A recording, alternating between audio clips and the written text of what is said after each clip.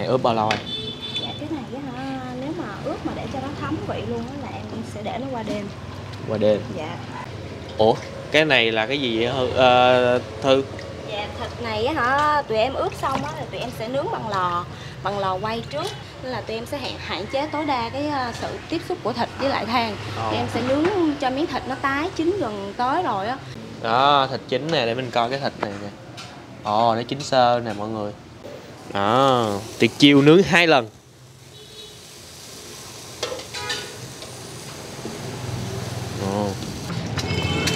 Bạn nào mua cho bạn gái thì lấy trứng hình trái tim ha.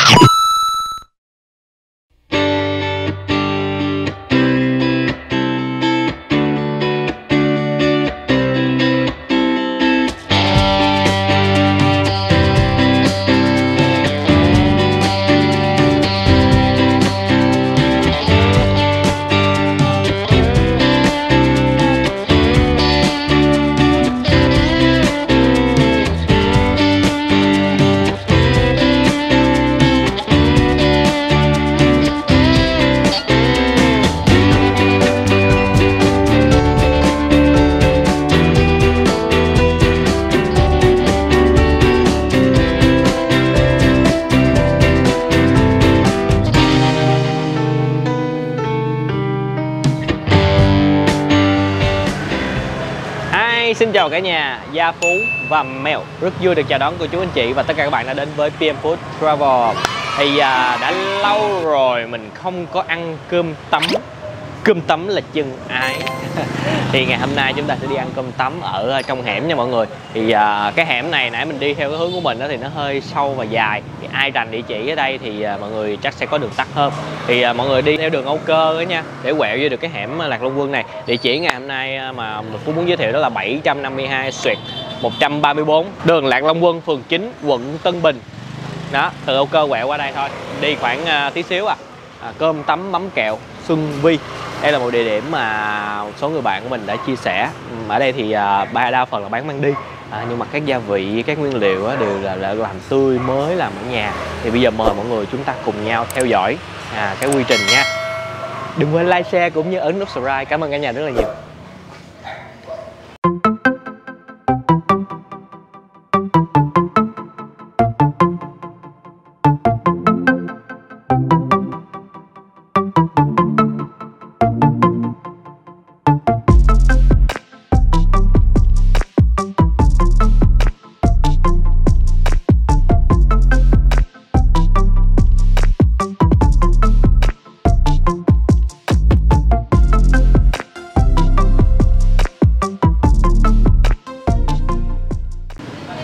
Rồi, xin giới thiệu với cả nhà, đây là cô chủ quán, bạn tên Thư, là chủ quán của cơm tấm mắm kẹo Xuân Vi. Xuân Vi là bé ở nhà. Anh được một người bạn chia sẻ anh quán của mình. Ngày hôm nay là nhờ em hỗ trợ quay một số công đoạn khi em chuẩn bị để gửi đến cho mọi người cùng xem nha. Nay là Thư đang thắng tấm mỡ mọi người. Là buổi sáng là em làm. Dạ, buổi sáng em làm một cặp bán buổi sớm cho học sinh nè.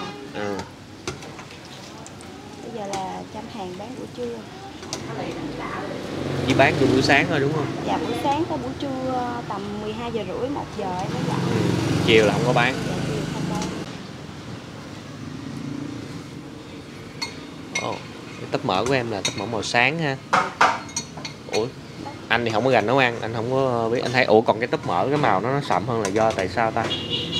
Do cái mỡ nó không phải mỡ giòn á, mỡ nó là mỡ xào. Thắng là nó bị teo rồi đó.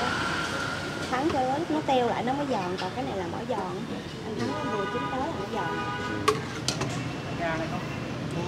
Mọi người thích loại mỡ này hay là mỡ màu nâu sậm hơn? Tới mỡ hành.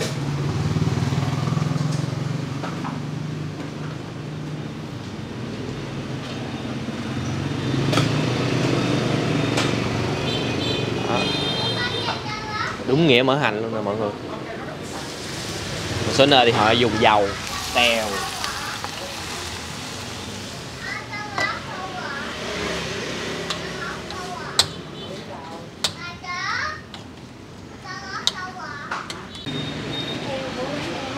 cái miếng nó không có đẹp như là thịt heo mà anh thấy ở các quán mà miếng to miếng lớn á, là thịt đó là thịt đông lạnh. Còn thịt này là lò heo ở nhà có chú á, làm lò heo á, nên mỗi ngày chú mổ chú sẽ để lại một 2-3 cây sườn này nè, sườn cốt lết á. Đâu em cầm miếng thịt lên Để cho tụi em. anh thấy nó cũng giống mà ta, cũng đẹp mà ta. Dạ cái khúc xương đó, cái khúc xương của thịt đông lạnh nó sẽ là cái xương lớn. Con heo nước ngoài á, con heo ở ngoài người ta nhập về á, cái xương nó lớn rồi lại miếng thịt của nó sẽ khác nữa. Xớ thịt nó cũng khác nữa. Mọi người đúng rồi, anh thấy cái phần xương nè mọi người, nó rất là nhỏ. Thịt nóng ở chợ thường của mình thì heo cái xương nó nhỏ lắm mà nó không có to. Thịt heo nóng tiện quá ha, nhà gần chợ. hết thịt đi ra lấy thịt heo nóng về bán liền.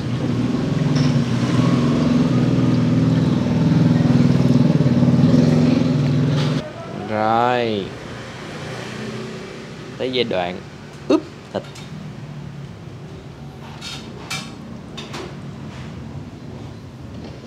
Một thao vậy là em ướp được bao nhiêu ký? Tầm 5 kg thịt đâu. 5 kg thịt.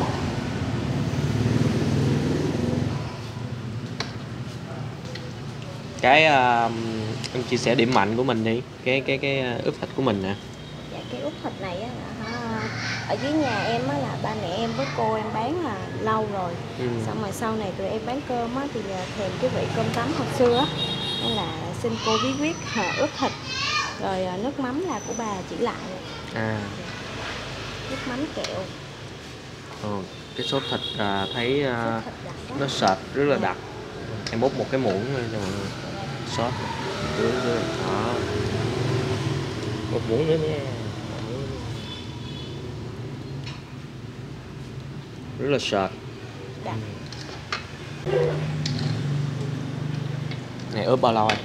Dạ cái này á, nếu mà ướp mà để cho nó thấm vị luôn á là em sẽ để nó qua đêm. Qua đêm? Dạ. Vậy là coi như là cái này là em làm cho anh quay đúng không? Dạ em làm cho anh quay.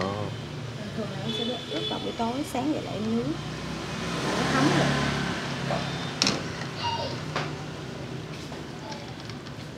Ủa cái này là cái gì vậy Thư? Dạ thịt này á hả, tụi em ướp xong á thì tụi em sẽ nướng bằng lò quay trước rồi mới nướng lại bằng than. Rồi ở đây á tụi em bán á, là đa phần là học sinh và người già nhiều á, người ta ngại cái việc mà nướng than trực tiếp cho từ lúc sống cho tới miếng thịt nó chín á, thì tiếp xúc than lâu quá thì người ta sợ nó cháy xém rồi sợ bệnh này kia, nên là tụi em sẽ hạn chế tối đa cái sự tiếp xúc của thịt với lại than. Thì em sẽ nướng cho miếng thịt nó tái chín gần tới rồi á thì em mới nướng lại bằng than. Khoảng bao nhiêu phút? Để cho nó có mùi thơm. Dạ khoảng tầm 10 phút. Mọi người ơi hay quá. Đó thịt chín nè, để mình coi cái thịt này nè. Nó chín sơ nè mọi người. Cũng đã lên được cái màu rồi. Nó cũng đừng cháy xém cái phần viền ha. Bỏ lên lò nước. Bây giờ. Tiệc chiêu nướng 2 lần.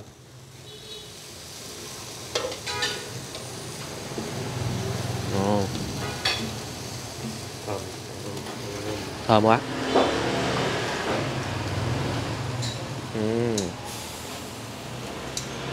Ở đây có thể thấy thì mọi người có thể thấy là cái miếng thịt của bạn Thư là nó có cái màu vàng vàng. Đó là do cái nguyên liệu nào ha? Dạ màu điều em thắng bằng hạt điều Dạ. Với lại đường vàng á anh. Là chín rồi đúng không? Cái này là chín rồi. Nướng than nó dậy mùi lên á.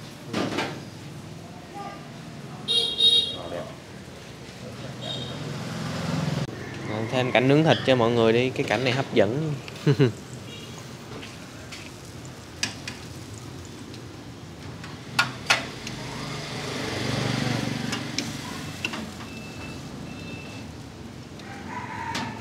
Gần như là gần như trong cái lò này là đã chín ra Thư. Là mình nướng này thêm khoảng bao lâu? Nó dậy mùi than á, mùi thịt lên. Dậy mùi lên. Để cho nó dậy mùi thịt lên. Nói được không bạn?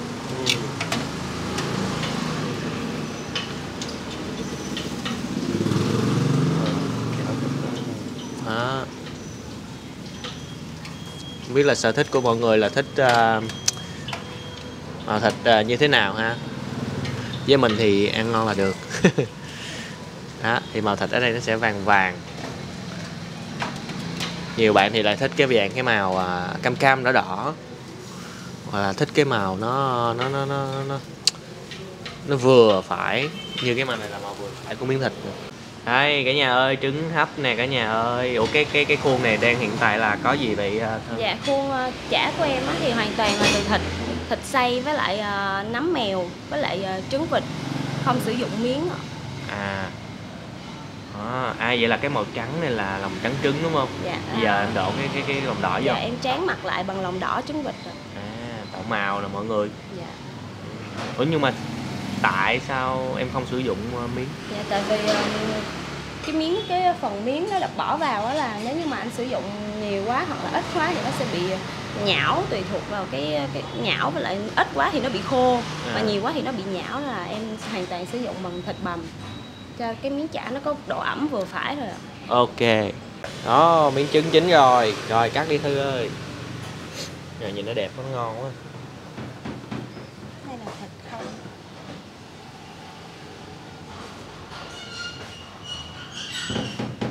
Đang tò mò ở trong đúng không? Ở trong.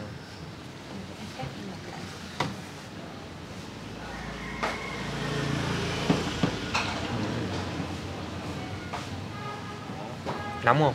Dạ nóng. Ồ, là đặt trứng, đặt thịt, Dạ. nấm mèo với lại nấm mèo nó sẽ rải rải, không có nhiều, sử dụng nhiều. Ngon quá ha. Nhiều cái lớp. Qua đây nhìn cái mặt các bạn. Đều.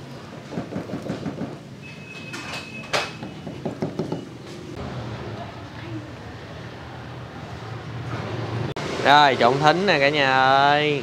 Có ai thả thính không? Hãy comment. Thính là gạo nha. Mỗi lần phải quay cái này là phải giải thích cho mọi người biết. Nhiều người không biết thính là cái gì.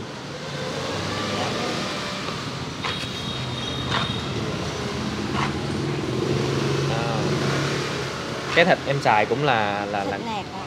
Nạc đúng đó, cái dao. Ai chả. Cái thịt nó dày. Cái thịt dày, thịt ở đây. Không phải thịt dụng nhỏ nhỏ nữa. Chột đều đó mà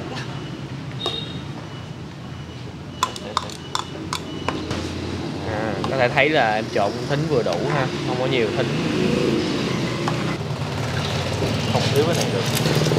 Trứng này cuốn có hình luôn nha. Trái tim nữa nè. Bạn nào mua cho bạn gái thì lấy trứng hình trái tim ha. Ở đây là em chiên trứng là một kiểu hay sao? Ý là em chiên trước vậy luôn đúng không? Chứ đâu có khách tới mới chiên. Dạ, em chiên sẵn vậy hả? Vài trứng trước đó, để khách tới thì chiên không kịp đó. Mà chiên trứng của em một dạng như chiên chín tới, chứ cũng không có để là lòng đỏ nó nhiều ha. Ai muốn ăn loại nào thì em chiên. Không thì em cũng để trứng sống.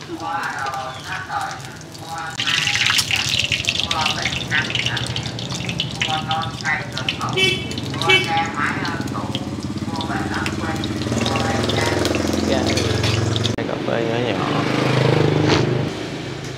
Cơm là nấu ở trong nhà. Ra đây để cái nồi này giữ nóng. Nồi này giữ nóng. Ồ, bó khói đảo quá. Cơm tấm mà nóng, cái mùi nó, trời ơi, nó làm đau bụng của mọi người rồi. Ok, bây giờ là đồ ăn đã đầy đủ rồi đó mọi người. Thì mình chính xác lại một tí xíu cái giờ giấc với lại cái giá cả ha. Là mấy giờ em bán Thư? Dạ, quán em bán từ 6 giờ rưỡi ạ. 6 giờ rưỡi sáng ạ. Tới 10 tới 12 giờ 30. Mình có nghỉ ngày trai hay gì không? Dạ không ạ. Thì anh thấy hiện tại là cái bảng giá trên tường là nó không có đúng không? Dạ đúng rồi. Thì hiện nay em bán giá làm sao? Dạ, cơm sườn không thì 32.000 ạ. Sườn thêm không? bì chả trứng mỗi món thì 5.000 ạ. Thêm 5.000. Sườn 32 mà cứ thêm cái là 5.000. Thấy có trứng kho với lại gà nữa hả? Trứng kho thì 7.000, còn gà là một phần cơm gà là 35.000. Còn miếng gà không? Dạ, một miếng gà. Miếng gà không là bao nhiêu? Một cái đùi gà Làm bán bao nhiêu? là 35.000. 30.000 luôn. Rồi. Ở đây thì chỗ ngồi nhỏ nhỏ thôi nha mọi người. Chủ yếu là bạn Thư bán mang về phần lớn. Chỉ có khoảng 2 bàn ngồi trong nhà thôi. Bây giờ mình ăn gì đây bạn? Bạn ăn đầy đủ đi bạn. Đầy đủ đi. Lấy anh xương, bì, chả và trứng. Ai kê xương trước cho bạn. Nhờ. Thêm mới đủ. Đó, vậy là 32 đúng không? Dạ. Rồi giờ cứ thêm mọi thứ là 5.000. Sườn bì, chả Sườn, bì, chả, trứng. trứng và trứng đó. Đó 37. Tới trứng 37 5.000. 42. Cái bì. Đó, 47.000. Bì ở đây là cái thịt của bạn là không có nhiều nhưng mà cái miếng thịt nó lại sắc dày nha mọi người. Được chua. Ồ, được chua thấy thấm quá ha. Chua này nhà làm. Đa phần là tất cả nguyên liệu đều nhà làm hết. Tóp mỡ. Đó. Và cái thứ nãy giờ mà chúng ta không biết của tên quán đó là cơm tấm mắm kẹo. Đó. Rồi em gửi từ từ nha. Đó, kẹo quá. Rồi. Nhìn thấy có canh nữa đúng không? Cứ phần cơm là một chén canh luôn. Canh chua. Canh chua là lúc nào cũng vậy hay em tùy nhà em nấu? Canh chua lúc nào cũng có. Ok.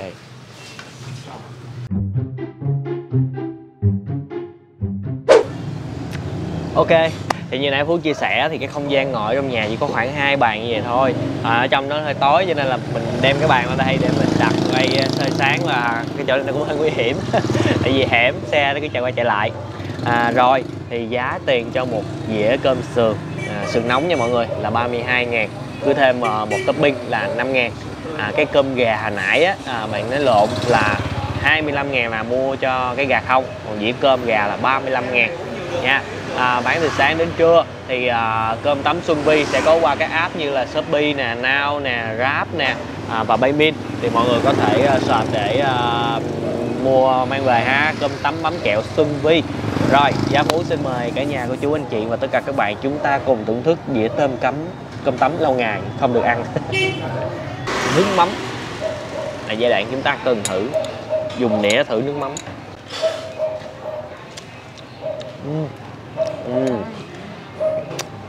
Wow. Mắm này kẹo và cái độ đạm cao, thơm, không? Mặn mặn nha, chua hay mặn?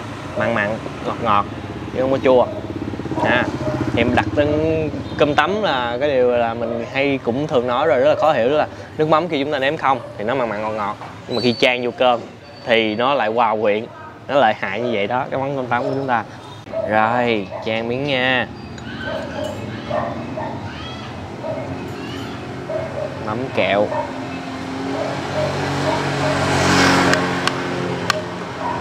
Cơm này là 47.000, đầy đủ á mọi người, hợp lý.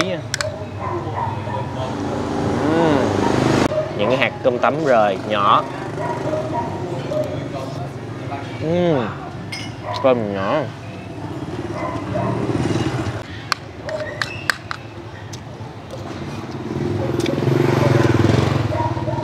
Cái mắm này á, nó sẽ khi mình chan vô cơm nó vẫn thiên về cái độ mặn nha.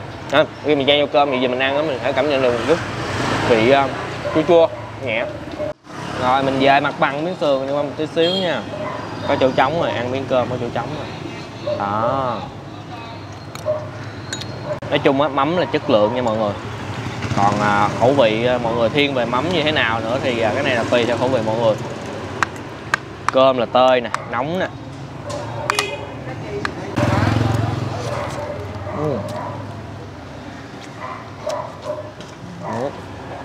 Thính vừa phải. Sặc ớt.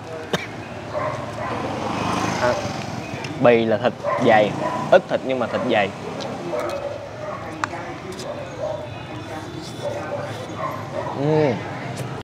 Đây, cũng chả.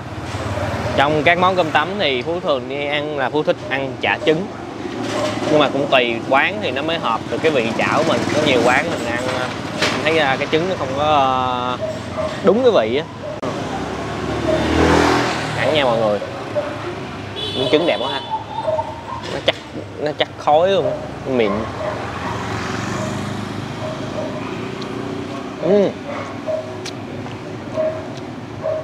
Trứng này khá hợp vị mình rồi. Vậy là mình biết khẩu vị. Không biết cái khẩu vị của miếng trứng à. Mình thích dạng trứng như vậy. Cái phần trứng nó thơm trứng như vậy, ăn nó sẽ ngon hơn.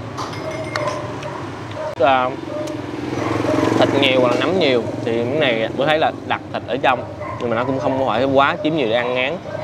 Nấm thì ít thôi. Ăn rất là chất lượng cũng cả. Rồi, chan miếng mắm với miếng trứng nha mọi người. Này, miếng này là bể rồi đó. Cho mày bể luôn. Đó.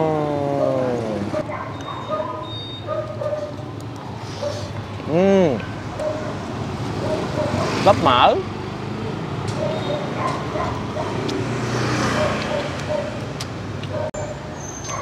Béo quá, thơm quá. Miếng canh cho trơn nha mọi người.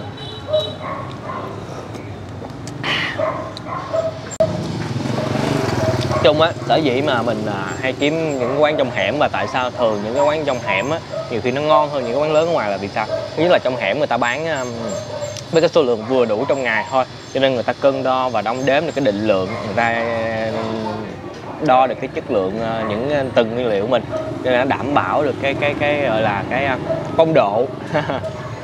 Mà nó cũng vẫn bị một nhược điểm, tức là khi bán trong hẻm thì đôi khi là cái sức bán nó không có đông á, thì đôi khi người ta vẫn là làm trước một số, đôi khi mình mua đi á, thì ăn nó sẽ có thể nó sẽ không nóng liền như những ngoài tiệm lớn đó.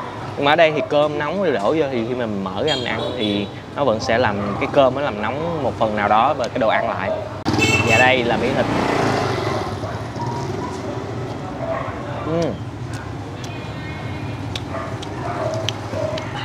Miếng thịt này có một cái mùi thơm lạ.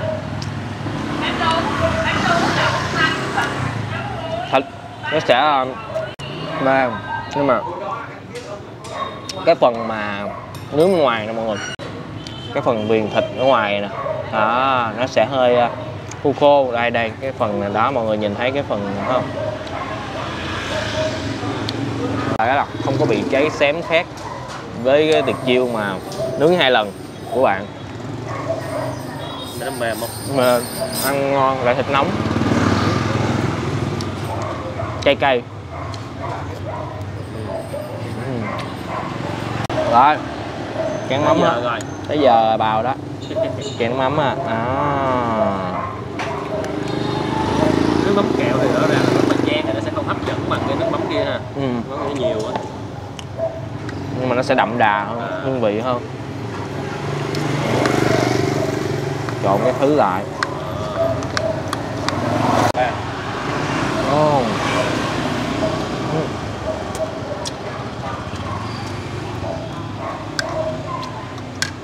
Quên, tôi nói sau thêm miếng thịt. Đây là miếng thịt bự.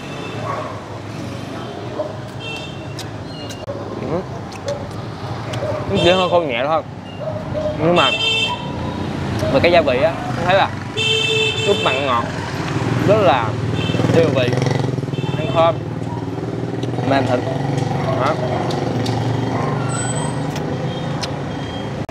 Có cái sốt đó, gặp cái miếng mà nó còn ướt cái phần sốt ướp đó mà ăn nó sẽ đậm vị hơn đó.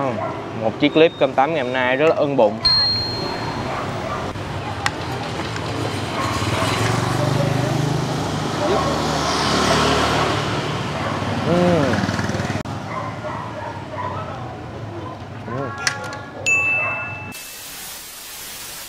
Đó, đây là đang có anh Grab mua mang về.